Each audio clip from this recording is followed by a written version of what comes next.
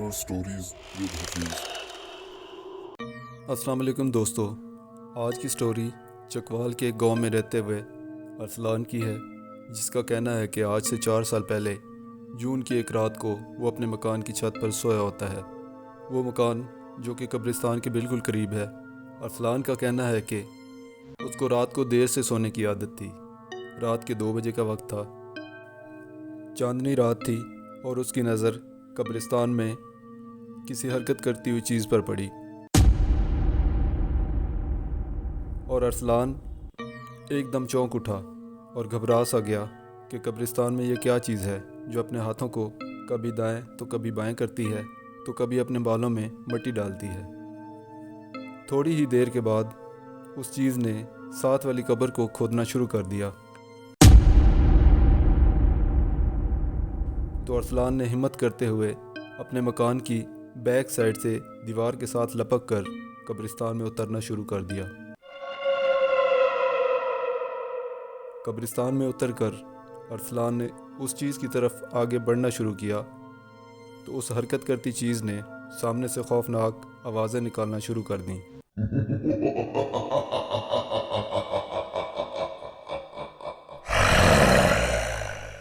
ارسلان خوف کے مارے پسینے سے شرابور ہو چکا تھا، اس کے کپڑے پسینے سے مکمل گیلے ہو چکے تھے۔ اس حرکت کرتی چیز نے آواز دی، آگے مت بڑھنا، جلا کر راکھ کر دوں گی۔ آگے مت بڑھنا، جلا کر راکھ کر دوں گی۔ اب وہ چیز ارسلان کو قدرے نظر آنا شروع ہو گئی تھی۔ اس کی بناوٹ ایک عورت جیسی تھی جو کہ زمین پر بیٹھی ہوئی تھی اور جس کے لمبے لمبے بال اس کے جسم کو ڈھانپے ہوئے تھے۔ ارسلان نے سوچا کہ شاید کوئی اور مخلوق ہے۔ اب ارسلان نے اور آگے بڑھنے کی کوشش کی کہ آج اس چیز کا پتہ لگا کر ہی رہنا ہے کہ یہ کیا چیز ہے جو قبروں کو نقصان پہنچا رہی ہے۔ مزید آگے بڑھنے پر سامنے سے آواز آئی کہ خدا کا واسطہ ہے اور آگے مت بڑھنا، میں ایک عورت ہوں اور میں بالکل ننگے جسم کے ساتھ بیٹھی ہوں۔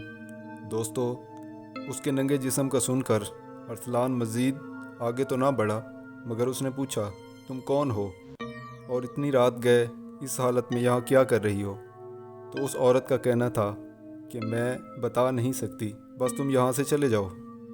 تو ارسلان نے کہا کہ اگر تم نہیں بتاؤ گی تو میں آوازیں لگا کر گاؤں والوں کو اکٹھا کر لوں گا۔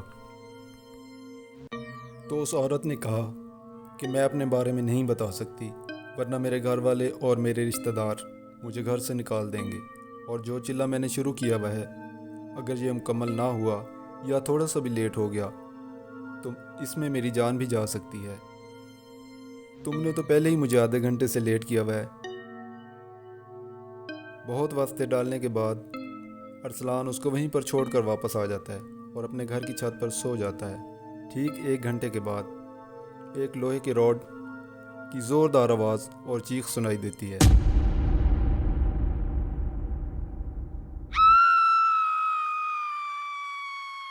ارسلان بہت ہی زیادہ خوف زدہ ہو چکا تھا اور لگاتار قرآنی آیات کا ورد کرتے کرتے صبح کا اجالا ہو گیا۔ تھوڑی سی روشنی ہوتے ہی سب گاؤں والے قبرستان کی طرف دوڑ کر جانے لگے اور بہت ہی خوفناک منظر دیکھا کہ ایک ننگے جسم والی عورت جس کی گردن کسی چیز نے پیچھے کی طرف مروڑ کر اسے مار دیا تھا۔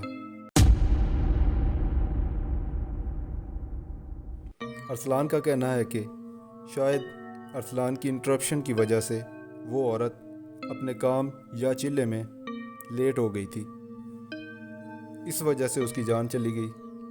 مگر وہ عورت تھی کون؟ دوستو، صبح کی مدھم روشنی میں اس کے پاس جاتے ہی لوگوں نے اپنی چادروں سے اس عورت کے ننگے جسم کو ڈھانپ دیا، اور لوگوں نے وہاں دیکھا کہ اس عورت کی آنکھوں کے ڈیلے باہر نکلے پڑے تھے اور سارے کے سارے دانت ٹوٹے ہوئے تھے۔ وہ عورت ماسٹر خورشید کی بیوی تھی،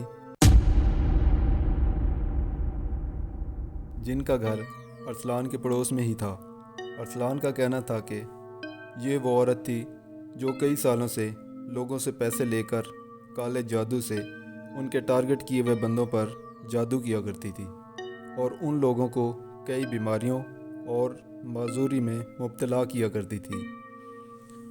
دوستو، ارسلان کا کہنا ہے کہ میرا اچانک اس رات چھت پر سونا بائی چانس نہیں تھا، شاید کسی بڑی طاقت نے اس شیطانی عورت کو ختم کرنا تھا، جس وجہ سے یہ اسما کریٹ ہوا۔ اسی طرح کی سٹوریز دیکھنے کے لیے ہمارے YouTube channel horror stories with Hafeez کو سبسکرائب کر لیجئے۔ Thank you.